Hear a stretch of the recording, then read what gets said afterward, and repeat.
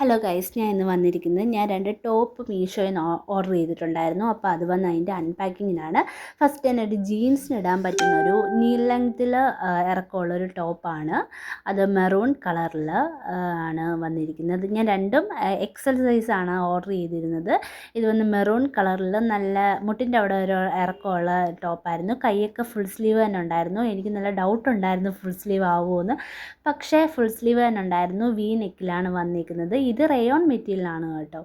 അപ്പോൾ നല്ല റേറ്റിന് ഇതിന് 200 സംതിങ് രൂപയാണ്. സെക്കൻഡ് വന്ന് ഒരു കോഡ് സെറ്റ് ആയിരുന്നു. അതിന് തന്നെ അതിന് ഒരു വിഷ് കാർഡൊക്കെ അവർ നൽകിയിട്ടുണ്ടായിരുന്നു.